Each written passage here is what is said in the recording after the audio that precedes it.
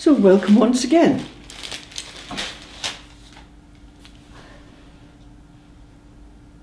Do you know what this is? Yes, of course you do.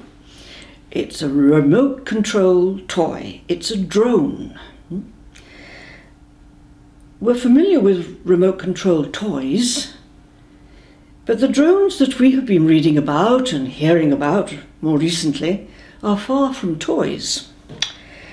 These are the robots, the remote control planes that first of all have been used in war. In the Middle East, in Ukraine, and who knows how many other places. Unmanned flights across the borders of different countries, so accurate that the one who is controlling them from a distance can target some of the enemy driving along a road in his own country, their own country, and kill. Drones. A sign now of a warfare that has begun to change.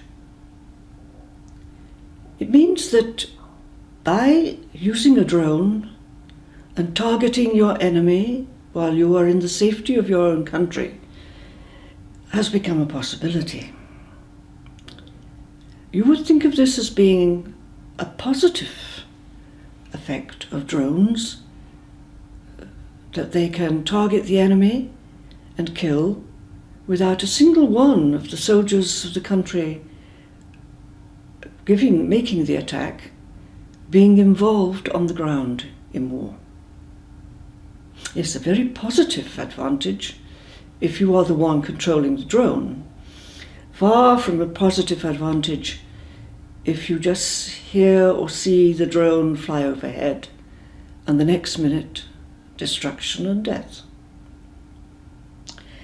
These drones can not only target individuals, they can destroy even whole buildings like hospitals without the one attacking ever crossing the borders into his enemy's country. We also had another story of the activities of drones quite recently, when one of these drones crashed into a parking lot across the border, but it didn't reach where it was meant to go. And when it was investigated by the police, they discovered that it was full of illegal drugs. And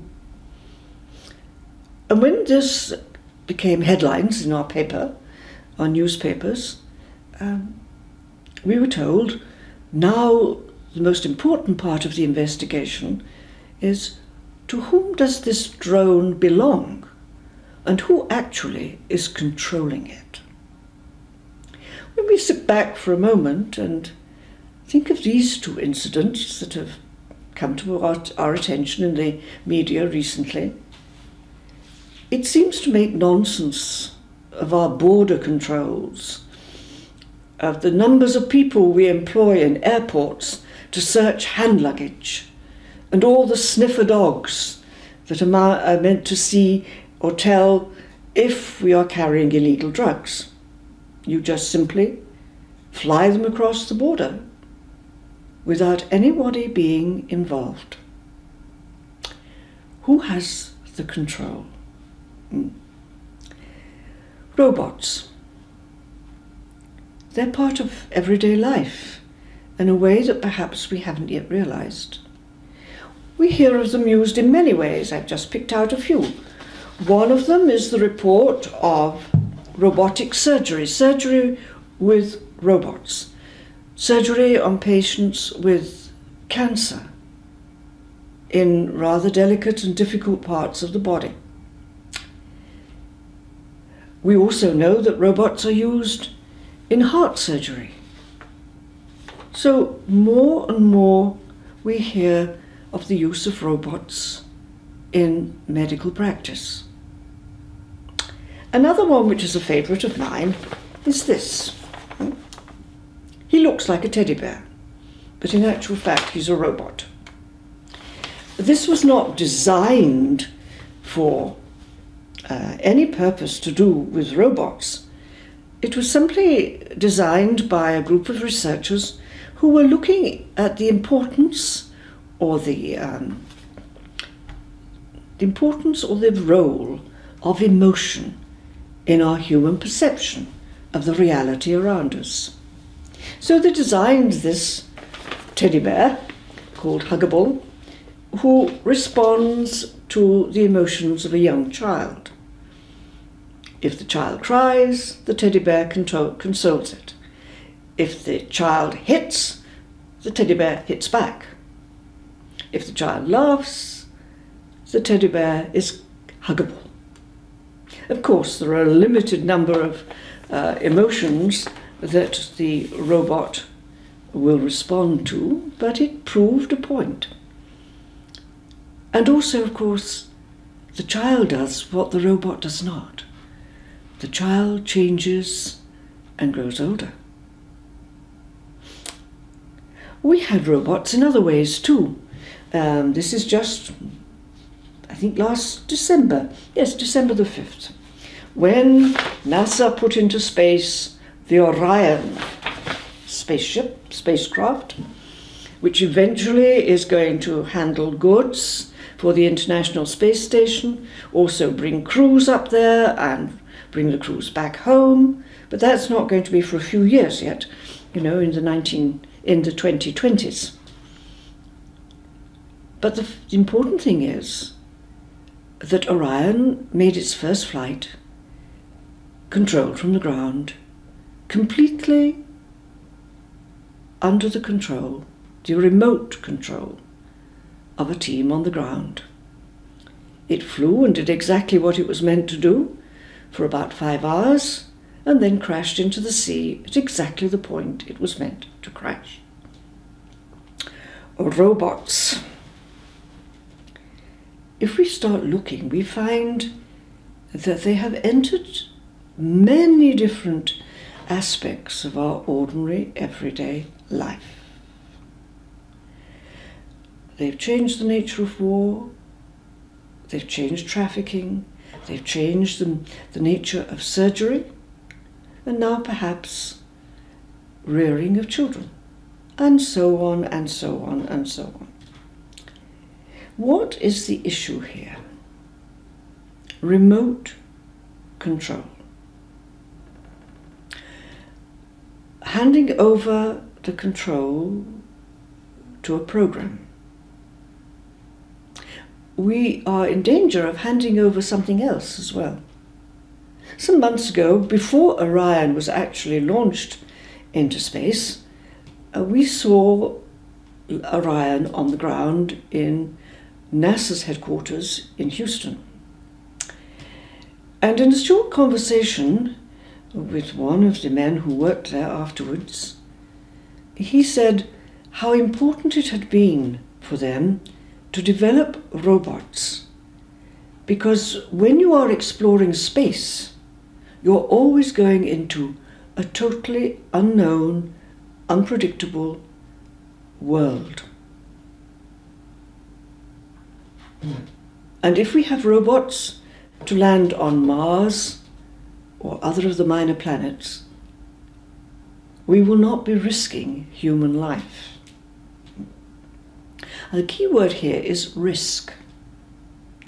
Because if you think of all the exploration that we have done as human beings, and all the progress we have made, whatever you want to call progress, change, development of our lives, it has always involved, in the initial stages, risk. Human beings can risk, robots cannot. Risk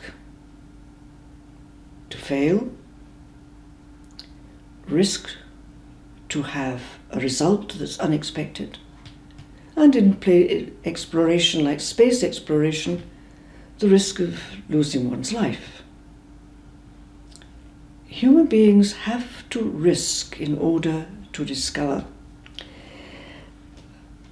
Without risk, we make no progress. We are all of us faced with one key important risk. It's called the risk of faith, of saying, I believe that, even though I cannot prove it, even though science and philosophy and religion cannot prove it, I can believe it. It's taking the risk across the abyss of mind, being able to go beyond mind and accept and experience what mind cannot understand and most certainly cannot control. A leap across the abyss, beyond mind to all that lies beyond mind. And this is the risk of faith.